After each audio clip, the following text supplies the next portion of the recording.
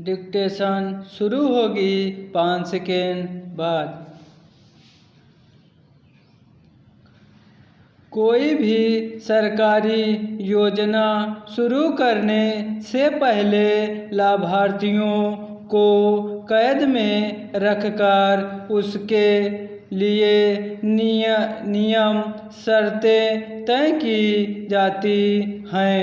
इसी आधार पर पात्र लोगों का चयन कर संबंधित योजना का लाभ उन तक पहुंचाया जाता है।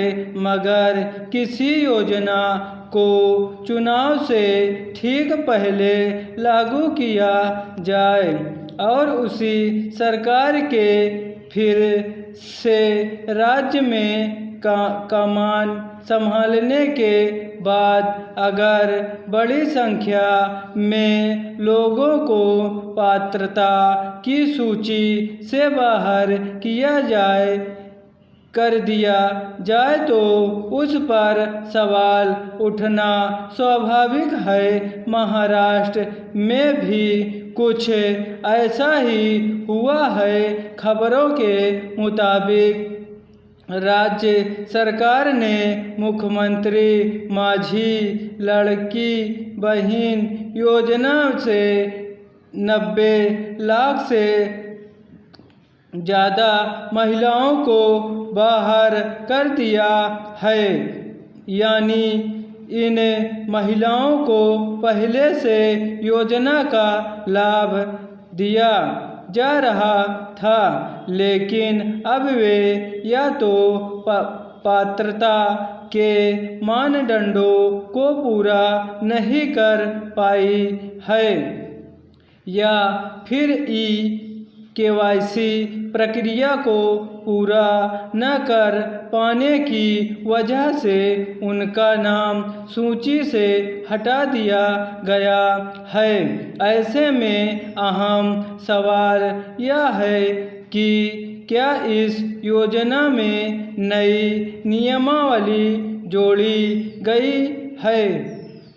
अगर ऐसा नहीं है तो फिर क्या वजह है कि जो महिलाएं पहले पात्र थीं अब वे अपात्र हो गई हैं? गौरतलब है कि महाराष्ट्र सरकार ने विधानसभा चुनावों से कुछ समय पहले जून 2024 में इस योजना को मंजूरी दी थी।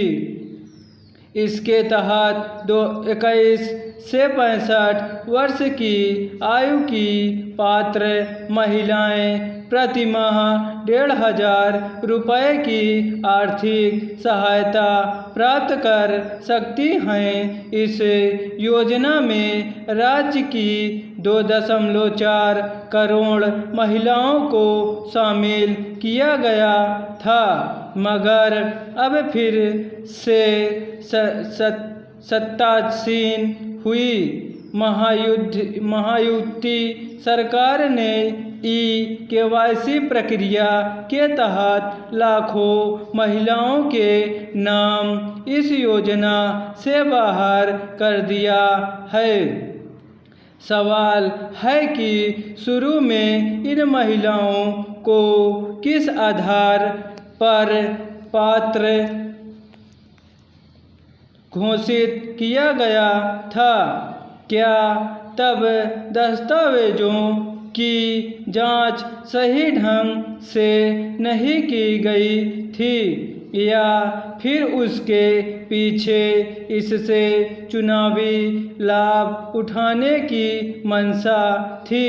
हालांकि सरकार का दावा है कि 50 से 55 लाख महिलाएं तय समय सीमा में KYC प्रक्रिया पूरी नहीं कर पाईं, मगर इस बात से भी इनकार नहीं किया जा सकता कि कम शिक्षित और विशेष रूप से ग्रामीण महिलाएं KYC की बारीकियों को नहीं समझ पाती हैं। ऐसे में सरकार की जिम्मेदारी है कि इस कार्य में उनकी सहायता के लिए पर्याप्त बंदोबस्त किए जाएं।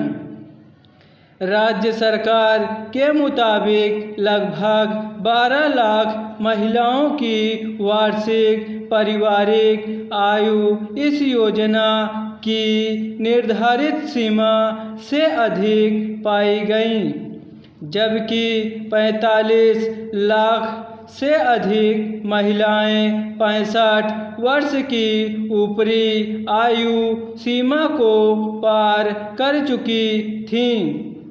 हैरत की बात तो यह है कि सरकारी आंकड़ों के अनुसार करीब 14,000 पुरुष भी महिला बनकर इस योजना का लाभ ले रहे थे, जिन्होंने अब बाहर कर दिया गया है। इससे स्पष्ट है कि सरकारी योजनाओं में पात्रता मानदंडों की जांच में किस कदर लापरवाही बरती जाती है, यही नहीं नियंत्रक एवं महालेखा परीक्षक कैग की रिपोर्ट में भी राज्य सरकार की इस योजना के क्रियान्वयन में वित्तीय अनियमितताओं की ओर इशारा किया गया है। रिपोर्ट के मुताबिक सरकार ने इस योजना के लिए स्वीकृत कुल बजट के मुकाबले 3,500 करोड़ रुपए अतिरिक्त खर्च किए, साथ ही जमा खातों में हजारों करोड़ रुपए रखने और वित्तीय प्रबंधन में कमियों को भी उजागर किया गया है।